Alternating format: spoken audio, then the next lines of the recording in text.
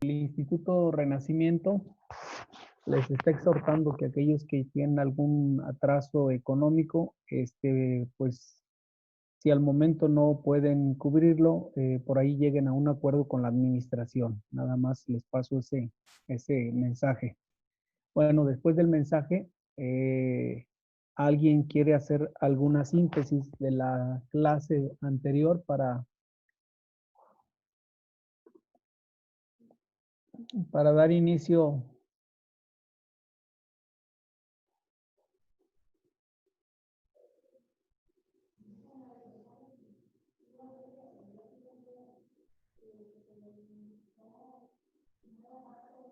A ver, ¿alguna síntesis? ¿Alguno de los presentes? ¿De qué, profe? ¿Alguna síntesis de la clase pasada? Estábamos hablando de qué era la realidad. ¿De qué personaje estábamos hablando? De Platón, De Platón. ¿Qué decíamos de Platón? que... Ay, no recuerdo. Del método de la caverna, ¿no? Del mito de la caverna. ¿De qué trata la obra? Si mal no recuerdo, era que había prisioneros en una caverna y estaban apegados o sea, se podía ver sombras o algo así mediante la luz. Y él decía que había un mundo exterior afuera y él, no recuerdo bien, pero según eso se había desatado algo así. Y al momento de salir, se esplandeció, se aturdió por la luz, pero después se vino acostumbrando a lo que fue la verdad y después regresó para contarles, pero al ver que esto les dañaba, por así decirlo, no quisieron, no quisieron ir y bueno, sí, lo único que me acuerdo. Hablábamos de la libertad y de las diferencias que según teníamos y de lo que nos identificaba y así, ¿no? Sí, muy bien, Bianca. ¿Alguien más? A ver, Morán, ¿de qué se acuerda?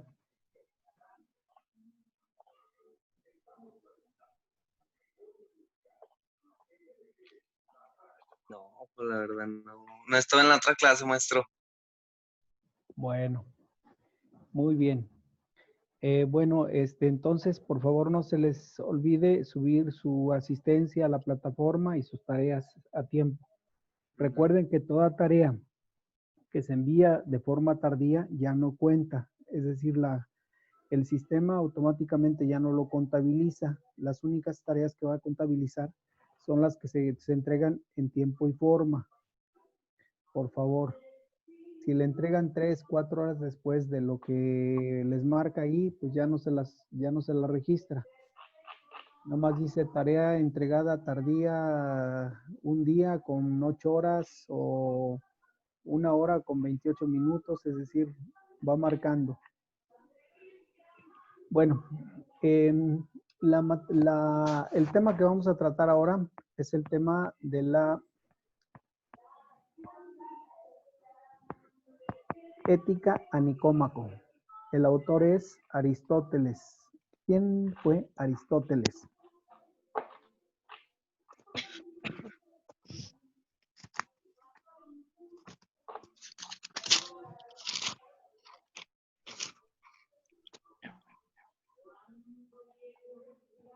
Le A ver, responde. Nereida. Sí, adelante, Nereida.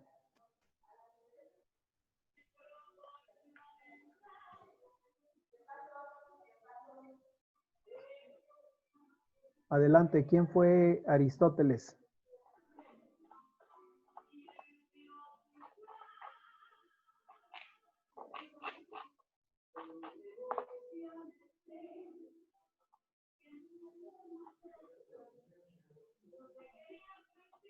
¿Quién me ayuda? ¿Quién fue Aristóteles?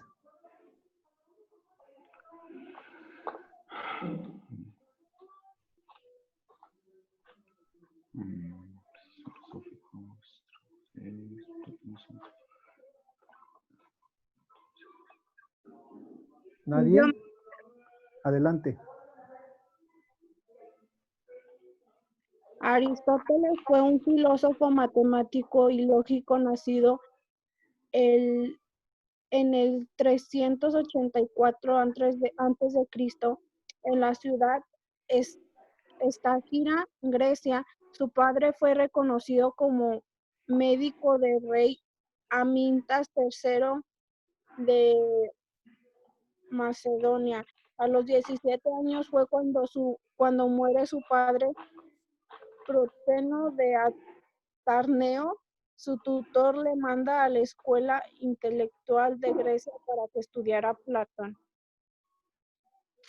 Muy bien. ¿Alguien más?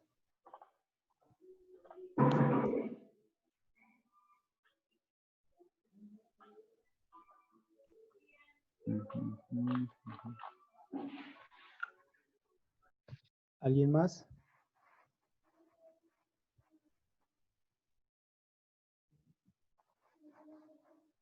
Yo, maestro. Adelante. Fue un filósofo griego cuyo escrito abarcaban desde la ética a la ética, de la lógica, la ciencia y la metafísica hasta la política. ¿La Ya. qué? Me dijo la qué ciencia, la penúltima. Metafísica, Es la correcto. Muy política. bien. Ujú. La política y la metafísica. Sí. Muy bien. ¿Alguien más? Yo tengo algo, profe. Adelante.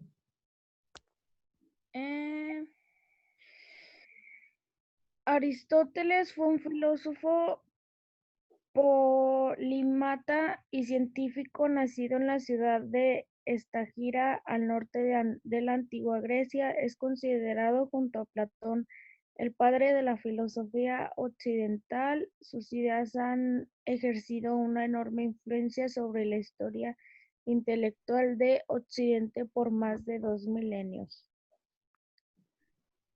Es correcto, Rubí. Muy bien. ¿Alguno más? Yo, maestro. Adelante, Nereida.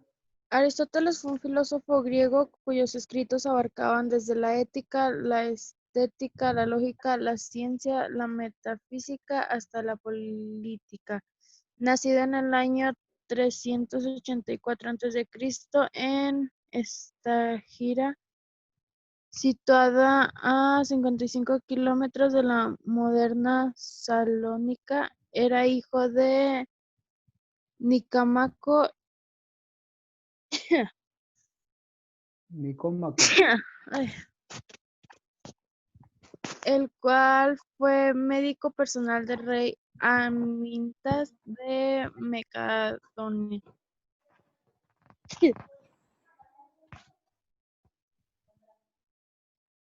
Muy bien. ¿Y cuál es la obra que vamos a tratar hoy de Aristóteles?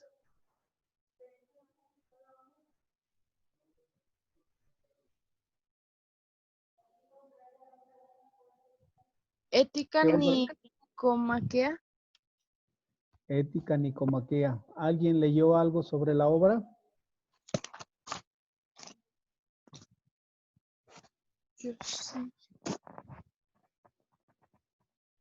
Yo, A ver, adelante, ¿qué ha leído? Ética Nicomaquea es el nombre dado a la obra más conocida de Aristóteles sobre la ética, escrita en el siglo IX a.C. Se trata de uno de los primeros tratados conservados sobre la ética y moral de la filosofía occidental. Este escrito juega un rol importante en la definición de la ética. La obra abarca un análisis de la relación del carácter y la inteligencia con la felicidad, junto con el mensaje bíblico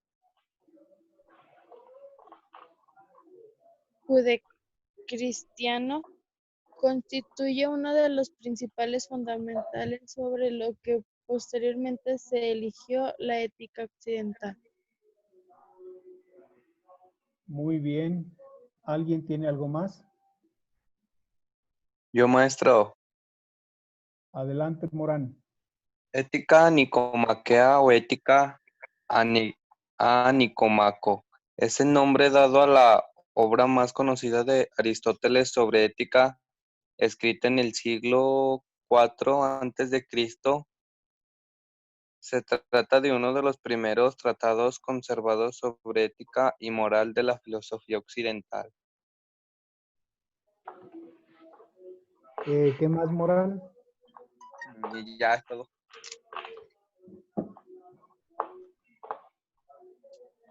¿Alguien más? Yo tengo algo, profe. Adelante. Es el nombre dado a la obra más conocida de Aristóteles sobre ética escrita en el siglo IV a.C. Se trata de uno de los primeros tratados conservados sobre ética y moral de la filosofía occidental. Este escrito juega un rol importante en la definición de la ética aristotélica. Consiste en 10 libros, originalmente pergaminos, y su entendimiento está basado en notas de sus disertaciones en el liceo. El título de la obra en ocasiones se asume que se refiere a su hijo Nicomaco. Muy bien. ¿Alguien tiene algún contenido de la obra? ¿De qué trata? Aquí dice que la obra abarca un análisis de la relación del carácter y la inteligencia con la felicidad, junto con el mensaje bíblico judeocristiano. Constituye uno de los pilares fundamentales sobre los que posteriormente se erigió la ética occidental. Muy bien. ¿Alguien más?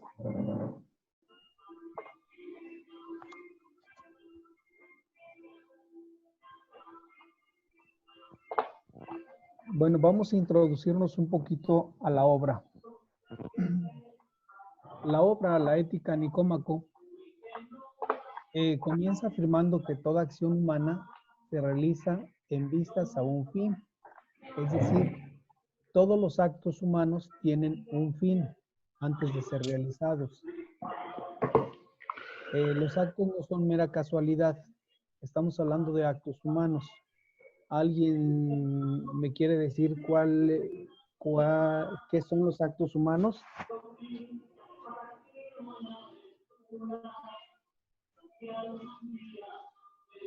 ¿Los qué, maestro? ¿Qué son los actos humanos? Pues todas las cosas que hacemos las personas. ¿Y qué serían los actos del hombre?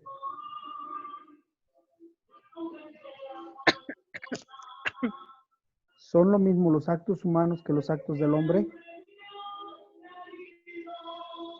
Sí. ¿Ah, sí son los mismos?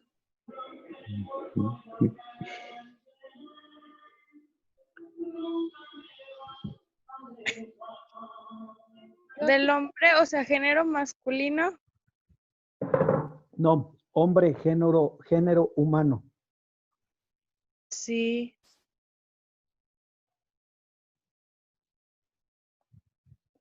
A ver, dígame un acto del hombre y un acto humano.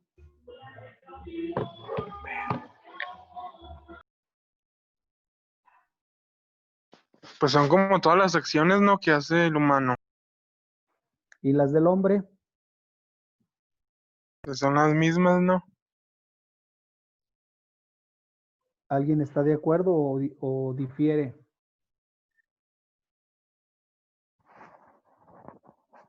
Ay,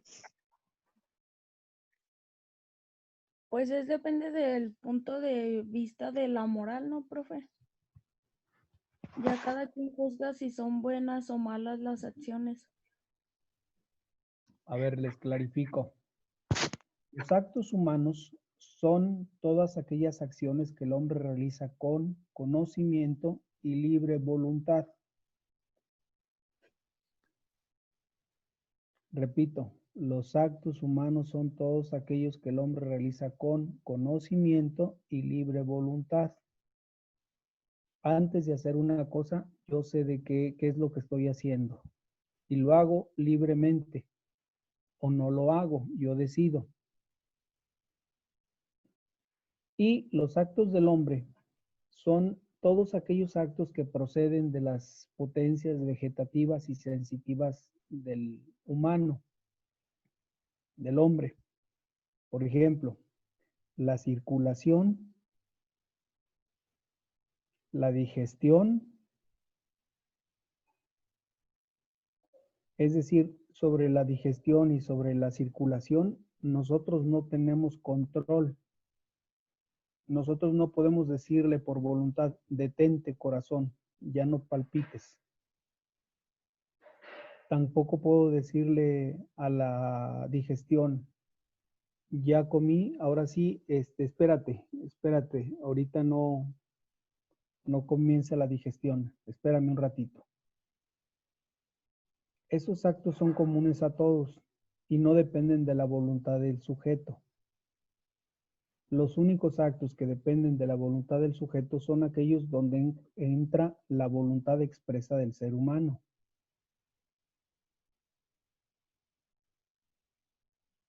¿Alguna duda de esto, sobre esto?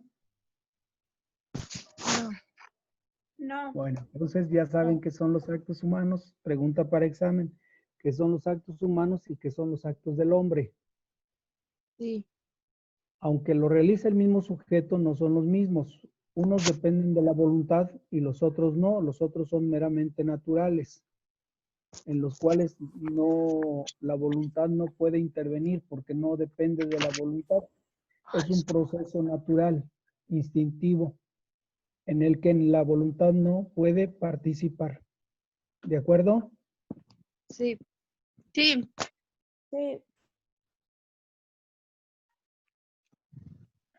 Bueno, entonces, por eso dice Aristóteles que toda acción humana se realiza en vistas a un fin, es decir, todos los actos humanos tienen una finalidad, sea buena o sea mala, pero tienen un fin. Y el fin de la acción es el bien que se busca, es decir, él supone que todo fin en una acción es por el bien, o toda acción del ser humano debe ser buena, cuando lo hacemos de manera consciente, libre y voluntaria. Por ello, el fin se identifica con el bien. Por eso la política de Aristóteles está encaminada al bien común. De ahí que se diga que la política más nítida o la política más genuina, pues es la política que hace la mamá. ¿Alguna vez su mamá les dice, hija, ¿qué quieres comer? ¿O hijo, qué quieres comer? Siempre. Sí. Siempre. Cuando diseñaron la habitación donde duermen, ¿la mamá pensó en el gusto de ella o en qué pensaría? Yo creo que en el gusto de ella. Adecuado para nosotros. En el gusto adecuado para nosotros. Entonces, eso es política según Aristóteles. Política es velar por el bien común. Es decir, antes de pensar en cocinar la mamá para sí misma, piensa en lo que les gusta a los hijos, porque busca el bien de todos.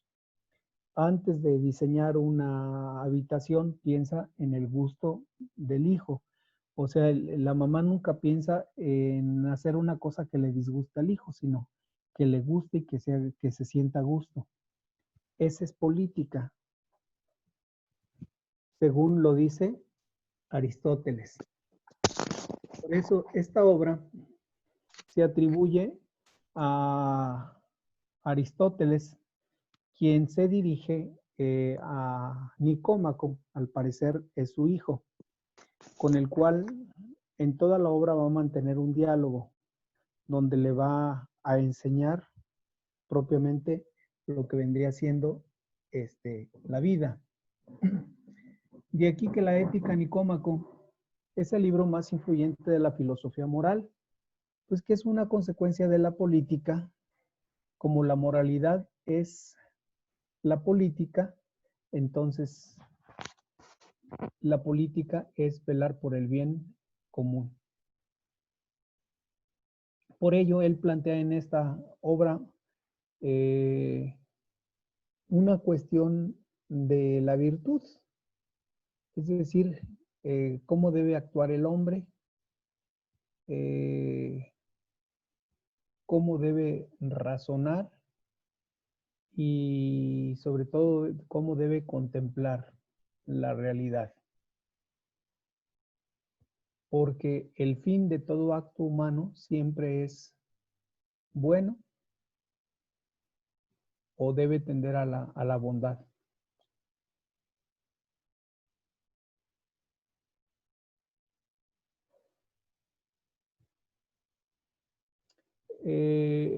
En síntesis, esta obra distingue 3 tipos de felicidad. Primero, la felicidad que causa el placer, es decir, la vida de acuerdo con el cuerpo. ¿Qué es lo placentero? ¿Quién me dice? ¿Qué es lo placentero? Algo que te hace sentir bien. Todo lo placentero es todo lo que hace sentir bien al cuerpo. Al cuerpo.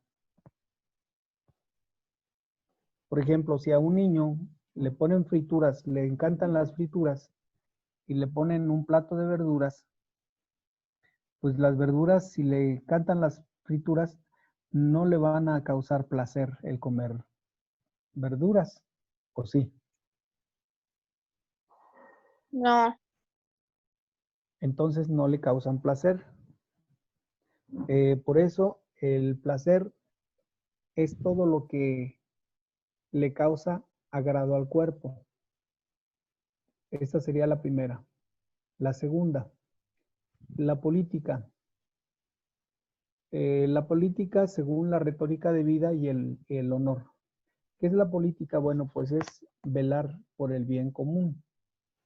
Y el velar por el bien común,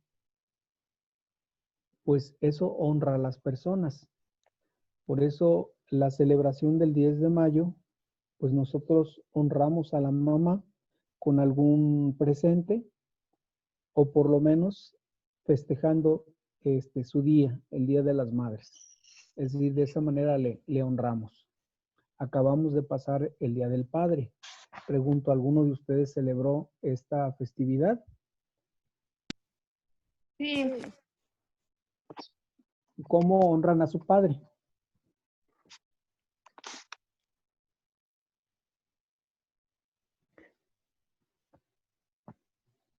¿Quién me dice? ¿Cómo honran a su padre?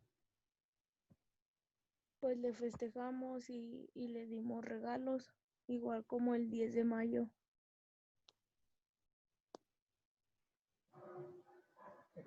Correcto. Entonces, es una manera de honrarlo.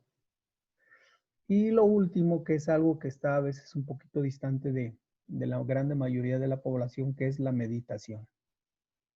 Es decir, la meditación que él propone es la vida de acuerdo a la razón. ¿Alguna duda hasta aquí? No, profe. Bueno, vamos a continuar entonces. A partir de aquí, Aristóteles establece una jerarquía entre las 3 formas de vida. Dijimos que la primera forma de vida es ¿qué? El placer. La segunda, la política. A ver, la primera, el placer. La segunda, la política. Y la tercera, la meditación. Vamos con la primera. La primera es la búsqueda del placer, es una forma de vida bestial con la que el hombre en su estado primitivo logra la precivilización. Es decir, los hombres no podemos vivir bajo el instinto del placer, porque el placer puede causarnos ciertos daños. Por ejemplo, una persona que busca el placer en la comida en exceso, ¿qué le puede provocar? Diabetes. Sobrepeso. Diabetes, sobrepeso y algún otro trastorno. A una persona que se excede, que se excede en el trabajo, ¿qué le puede suceder? Estrés y cansancio. Estrés y cansancio. Entonces, aunque nos cause placer, no siempre nos va a hacer bien. ¿De acuerdo? Sí. Bueno, vamos con el segundo. Del mismo modo, Aristóteles condena la vida basada en el honor porque esta vida depende de otros. El mérito atribuimos a otros. La vida por el honor en lugar de la felicidad fuera de uno mismo, pero la verdadera felicidad es el ser autónomo.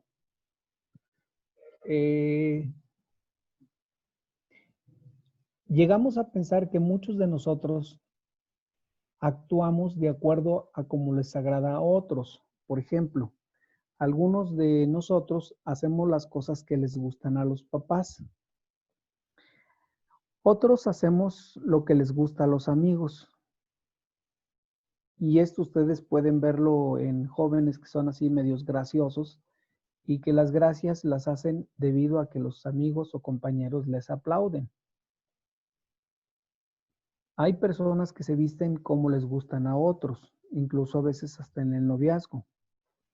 Él o ella terminan vistiéndose de acuerdo a cómo le gusta al otro. A veces estudiamos una carrera no porque nos guste, sino estudiamos porque esa carrera le gusta a mi papá o le gusta a mi mamá.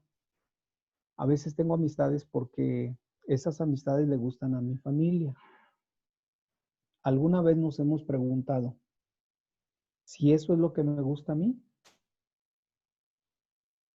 O sea, ¿verdaderamente es lo que me gusta a mí?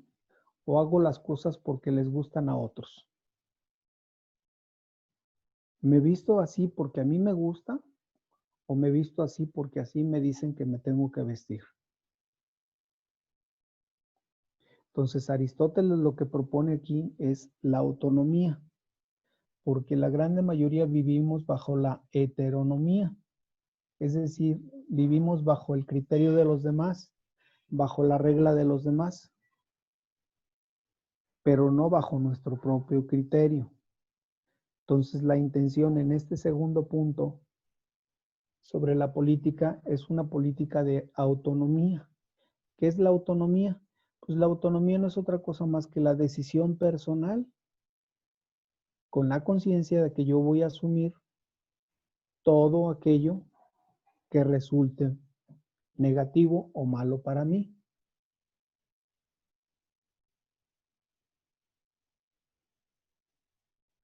¿Alguna duda hasta aquí? No, maestro. No.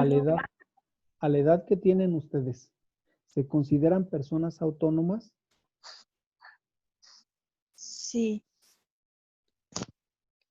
O sea, ¿ustedes estudian porque quieren? Sí. Bueno, yo sé. Sí. ¿Ustedes visten lo que ustedes quieren? ¿Como Yo ustedes quieren? Sí. ¿Ustedes comen lo que ustedes quieren? a veces, porque hay veces que pues nuestra mamá no hace lo que nosotros queremos. ¿Y se puede aplicar este punto en la comida? Es decir, ¿dejamos de ser autónomos porque estamos comiendo lo que nos ofrecen? Sí. Sí. No. O sea, seguimos siendo autónomos.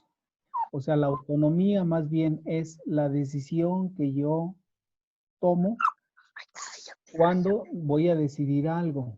Esa es la autonomía. La heteronomía es vivir bajo las reglas de los demás. La autonomía es vivir bajo las propias reglas.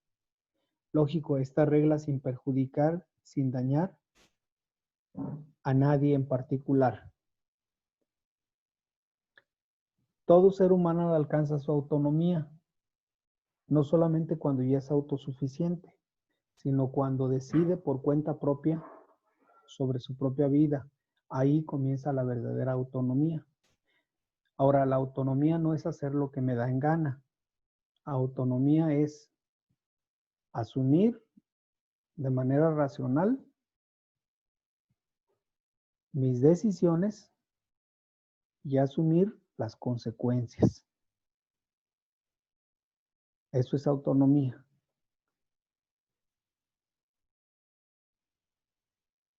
Y la gran mayoría vivimos bajo una heteronomía, es decir, regidos por las reglas de los demás.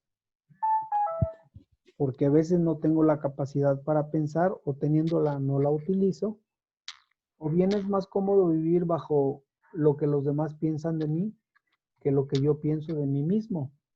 Entonces la exhortación es que cada quien pues sea autónomo, no solamente en lo que hace, sino en su vida cotidiana debe ser autónomo. ¿Dudas? No. Bueno, pasamos a la tercera. La tercera es la vida contemplativa. ¿Qué es vida contemplativa?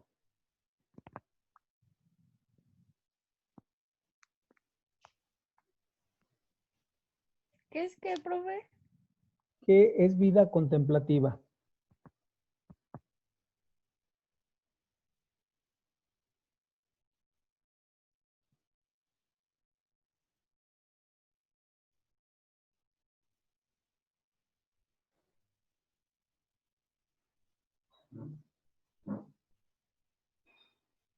Es algo como, por ejemplo, que usted dijo de niño, pues algo que nos satisface o cuando nos complacen, un ejemplo, por decir, queremos esto y nos lo compran. Eso es una vida, eso es complacetiva, ¿no? Eso. No. tengo una Está a lo mejor, usted dice complaciente. No, es contemplativa. Es la vida dedicada al conocimiento, a la sabiduría, a la filosofía, a la contemplación de la perfección de la naturaleza y el arte. Ahora bien, la vida contemplativa no puede ser ejercida por ningún humano de manera continua, no ser que ignore sus necesidades como animal que es. A ver, Rubí, ¿qué es lo que entiende de esto? Que es como, es a lo que lleva del conocimiento que estamos, a lo que tenemos que hacer de buscar, ¿cómo se podría decir? Es dedicada al conocimiento y a muchas cosas podría ser el conocimiento, la naturaleza, el arte y todas esas cosas, pero no puede ser ejercida porque, ¿por qué no puede ser? Porque tal vez no tenemos el suficiente conocimiento como para hacer lo que en sí es la vida contemplativa. O sea, la vida contemplativa lleva a muchos conocimientos y no todo lo podemos saber. Eso es a lo que yo entendí. Sí, Rubí, la contemplación, por eso dices para los filósofos, para los hombres de estudio, para los hombres de ciencia. ¿Qué es la contemplación? Bueno, pues la contemplación no es otra cosa más que, según Aristóteles, es vivir bajo la razón. Lógico, está encaminada a la armonía con la naturaleza del hombre y del universo. Por eso la verdadera vida está en la felicidad que nos provoca.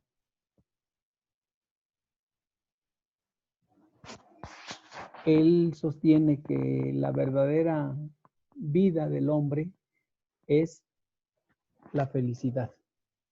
Pero de esto seguimos hablando la próxima porque ya me está marcando casi que ya termina. Continuamos la próxima, tercer punto.